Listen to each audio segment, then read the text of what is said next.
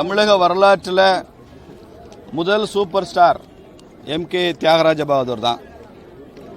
அவர் தொட்ட புகழின் உச்சத்தை தொடுவதற்கு அவர் காலத்துக்கு அப்புறம் பல பேர் முயற்சி செய்திருந்தால் கூட மிகப்பெரிய உச்சத்தை தொட்டவர் தியாகராஜ பகதூர்.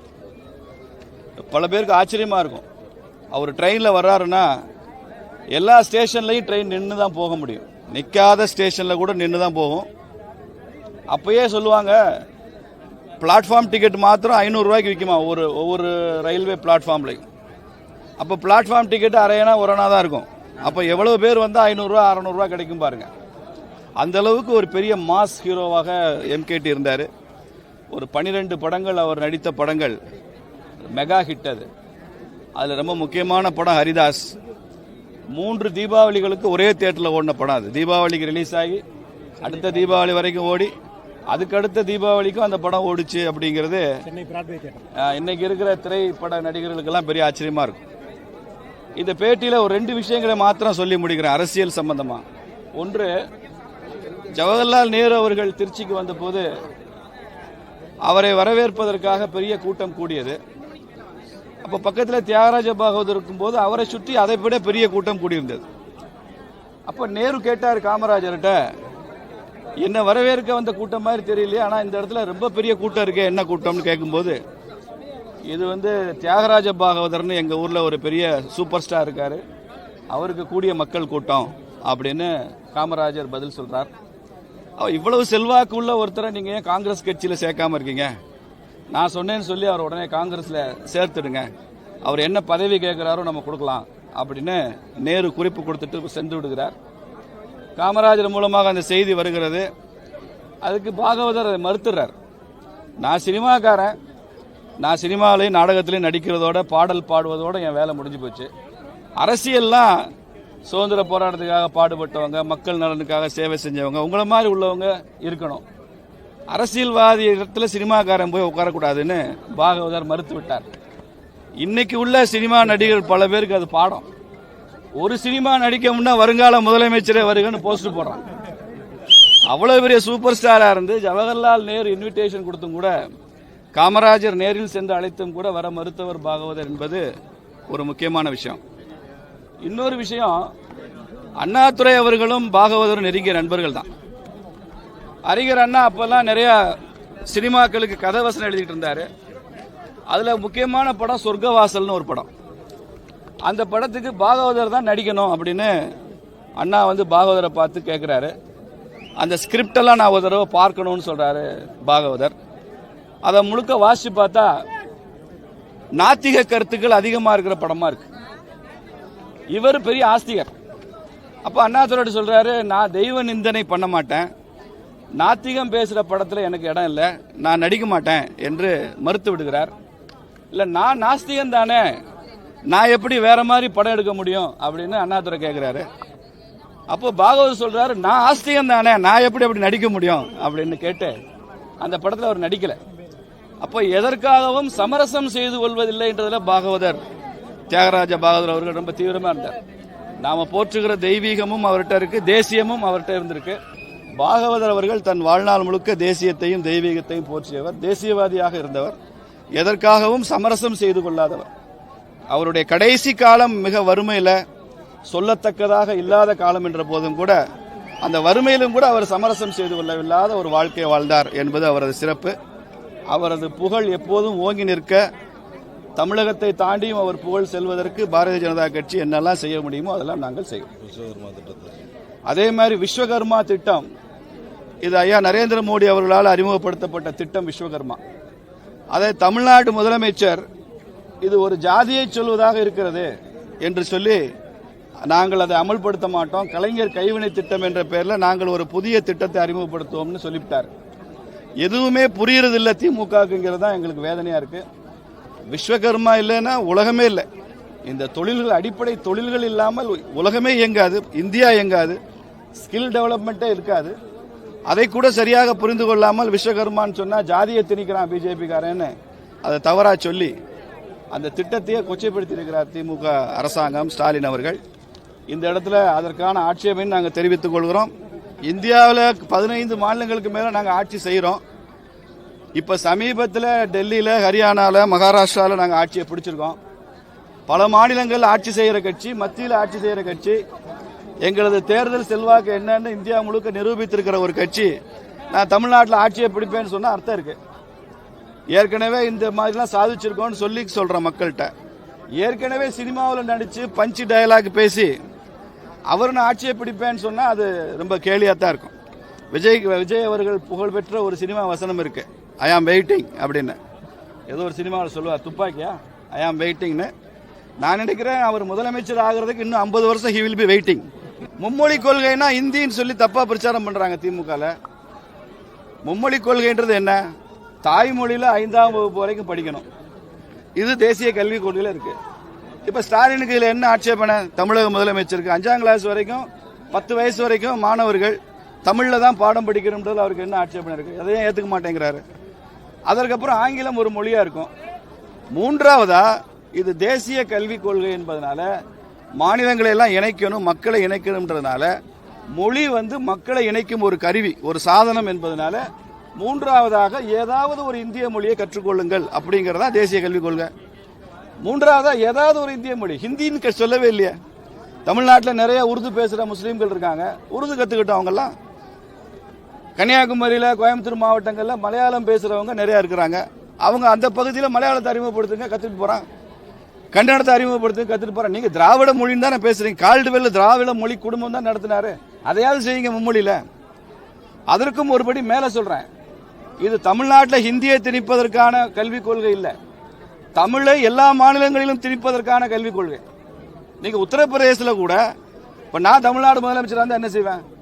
யோகி ஆதித்யநாத் ஐயா அவர்களை சந்திச்சு எங்கெல்லாம் வாய்ப்பு இருக்கோ உத்தரப்பிரதேசத்தில் தமிழை 3வது மொழியாக அறிமுகப்படுத்துங்கன்னு சொல்லுவேன். செய்வார் அவர். பெங்காலில் போய் மம்தா பானர்ஜிட்ட கேட்பேன். மத்திய பிரதேசத்தில் மோகன் யாதவ் முதலமைச்சராக இருக்கிறார், கேட்போம். பிஜேபி ஆளுகிற மாநிலங்களை நான் கேட்க முடியுமா? வாய்ப்பு இருக்கிற இடங்கள்ல பண்ணுங்க. மும்பையில் லட்சக்கணக்கான தமிழர்கள் இருக்காங்க.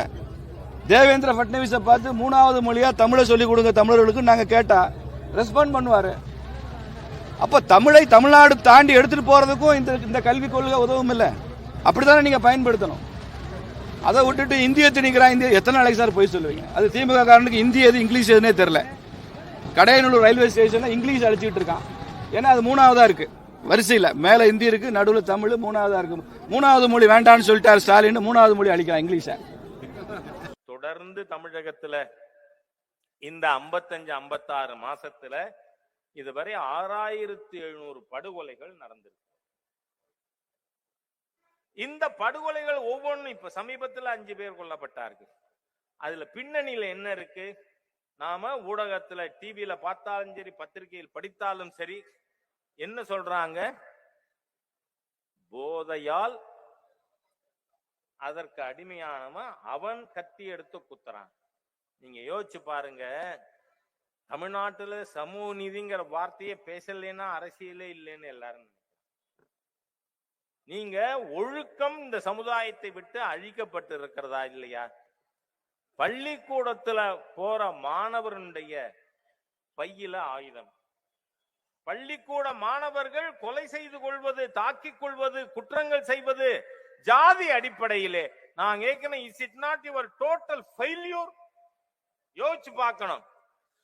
இந்த அரசாங்கம் கடந்த 4.5 ஆண்டுகளாக எவன் எக்கேடு கெட்டு போனா என்ன, என்னோட கஜானா நிரம்பினா சரி, அந்த மாதிரியாக செயல்பட்டு கொண்டிருக்கின்ற ஒரு மோசமான ஆட்சி. அதே மாதிரியாக நண்பர்களே, எந்த விதமான திட்டமாக இருந்தாலும் மிகப்பெரிய ஊழலுக்கு அது உள்ளாக்கப்படுகிறது. நீங்க பாத்தீங்கன்னா வாரம் ஒரு சம்பவமாக அந்த மாதிரியான விஷயங்கள் ரிப்போர்ட் ஆகுது. என்ன? பள்ளிக்கூடத்துக்கு கட்டடம் கட்டி இருக்காங்க. அது துவங்கி வைக்கிறதுக்கு முன்னாடி அந்த கட்டடம் மேல இருந்து கூரையோட காரை கீழே விழுதா இல்லையா? ஸ்டாலின் தலைமையிலான இந்த அரசாங்கம் மக்கள் பணத்தை மூட்டை கட்டுறதே வேலையா பார்த்தீங்க. விவசாயி கொண்டு வர நெல்லு மூட்டைய மழையில் நனைய விடுறீங்களே மகா பாவிகளே! விவசாயி உற்பத்தி செய்த நெல்லை நீங்கள் வாங்கல, அது மழையில இருக்கு. ஆனா மத்திய அரசாங்கம் விவசாயிகளுடைய நெல்லை வாங்கினா அந்த ப்ரொக்யூர்மெண்ட் சென்டர்ல வாங்கறத பத்திரப்படுத்தி வைப்பதற்காக நெல் கிடங்குகளுக்காக 300 கோடி ரூபாய் மத்திய அரசாங்கம் கொடுத்திருக்கு. அந்த 300 கோடி யார் வயிற்றுக்கு போச்சு? இதுக்கு வெள்ளை அறிக்கை வேணும்னு பாரதிய ஜனதா கட்சி கேட்டா நமக்கு பயமா இருக்கு. ஏன்னா முட்டா பசங்க ஆட்சியில நீங்க வெள்ளை அறிக்கைன்னு கேட்டீங்கன்னா அவன் வெறுங்கடுதாச தர்றான். இப்படி தந்தானா இல்லையா? யாரா அவருக்கு பேரு நம்ம பாலு மகன் டிஆர்வி ராஜாவா?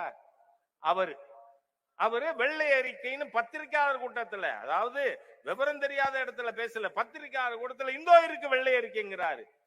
இந்த முட்டாள்கள்ட்ட நாம வெள்ளை அறிக்கை ஒண்ணு கேட்கவில்லை, பயமா இருக்கு. அவ்வளவு மோசமான ஆட்சி, பொறுப்பற்ற நபர்கள் ஆட்சியில இருக்கிறார்கள். நண்பர்களே, இப்ப எல்லா திட்டங்களுக்கும் நடந்து கொண்டிருக்கிற திட்டங்கள் அனைத்தும் மத்திய அரசாங்கத்தின் திட்டங்கள். நீங்க பாத்தீங்கன்னா மாநில அரசு அதனுடைய பட்ஜெட்ல கேபிட்டல் இன்வெஸ்ட்மெண்ட்டுக்காக எவ்வளவு ஒதுக்கி இருக்கீங்க, என்ன திட்டங்கள் வந்திருக்கிறது யோசித்து பார்க்க வேண்டும். கேட்டா என்ன சொல்றாங்க, பள்ளிக்கூடத்துல ஆசிரியர்களுக்கு சம்பளம் போட முடியலையா? என்ன காரணமா? மத்திய அரசாங்கம் காசு கொடுக்கலைங்கிறாங்க. சகோதரர்களே, மத்திய அரசு கல்விக்காக மாத்திரம் 20 தலைப்புகளிலே நிதி ஒதுக்குகிறது. நீங்க பாத்தீங்கன்னா இன்னைக்கு அரசு பள்ளிகள், அரசு நிதி பெறுகின்ற government schools, government aided schools, அது ஒவ்வொன்றுலையும் கம்ப்யூட்டர் டீச்சருக்கு ஒரு பள்ளிக்கும் மத்திய அரசு ஒரு கம்ப்யூட்டர் ஆசிரியருக்கு 15,000 ரூபாய் சம்பளம் மாதம் மத்திய அரசு கொடுத்து கொண்டு இருக்கிறது. ஆனா எந்த பள்ளிக்கூடத்திலேயாவது குவாலிஃபைடு கம்ப்யூட்டர் டீச்சர் போட்டிருக்கீங்களா? நீங்க பார்த்தா இங்க சிவகங்கை மாவட்டம் அறந்தாங்கி பக்கத்துல பொய்யவயல்னு ஒரு கிராமம். அந்த பொய்யவயல் கிராமத்துல கம்ப்யூட்டர் ஆன் பண்ண போன மாணவர் செத்து போனார், ஷாக் அடிச்சு. செய்தி வந்ததா? நான் நேர சென்றிருந்தேன் அவர்கள் குடும்பத்திற்கு ஆறுதல் சொல்ல. காரணம் என்ன? மத்திய அரசு கொடுக்கின்ற பணத்தை முழுமையாக மாநில அரசு முழுங்கி விட்டு குவாலிஃபைடு டீச்சர் ஸ்கூலுக்கு போடுறதே இல்லை. அப்ப யார வச்சு கம்ப்யூட்டர் பாடம் எடுக்கிறீங்க? எல்லாத்துக்கும் மாச சம்பளம் போடுறதுக்குன்னு டேட்டா ஆபரேட்டர் ஒருத்தர் இருப்பார் இல்லையா பள்ளிக்கூடத்துக்கு, அந்த டேட்டா ஆபரேட்டரை வச்சு நீ கம்ப்யூட்டர் பாடம் சொல்லி கொடுக்கறீங்க. இந்தியாவில் இருக்கின்ற எல்லா மாநிலங்களிலும் கம்ப்யூட்டருக்கு ஒரு புத்தகம் போட்டிருக்காங்க. தமிழ்நாடுல மகேஷ் பொய்யாமொழி அவர்கள் சொல்லட்டும், தமிழ்நாடுக்கு புத்தகம் போட்டிருக்கீங்களா? ஆனா கம்ப்யூட்டர் பாடத்துக்கு ஒரு வாத்தியாருக்கும் மாசம் மத்திய அரசாங்கம் 15,000 ரூபாய் கொடுக்குது. ஆனா நீங்க கம்ப்யூட்டர் பாடத்துக்கு புத்தகம் போட வேண்டாம் ஐயா. சயின்ஸ் பாடத்துல 3 பக்கம் மட்டும் போட்டிருக்காங்க, கம்ப்யூட்டர் பத்தி சொல்லி கொடுக்கிறேன். ஆனா என்ன சொல்றாங்க, PM ஸ்ரீ பள்ளி திட்டத்திலேயே சேராமல் 2 இன்ஸ்டால்மெண்ட் வாங்கிட்டான். ஏன்னா முன்னாள் தலைமைச் செயலாளர் சிவதாஸ் மீனா அவர்கள் மத்திய அரசாங்கத்துக்கு கடிதம் எழுதினார், நாங்கள் இந்த திட்டத்தில் சேர மிகுந்த ஆர்வத்தோடு இருக்கிறோம், அதனால நீங்க 3வது 4வது தவணை பணத்தை கொடுக்கணும். அப்படின்னா என்ன அர்த்தம்? முதல் 2 வாங்கிட்டேன்னு தானே அர்த்தம். முதல் 2 வாங்கிட்டேன், ஆனா அதற்கான நடவடிக்கைகள் எடுக்கல. ஆகவே ஒவ்வொரு துறையிலும் மிகப்பெரிய அளவிலே ஊழலை செய்து கொண்டிருக்கின்ற இந்த ஊழல் போதை திருட்டு ஆட்சி வீட்டுக்கு அனுப்பப்பட வேண்டும்.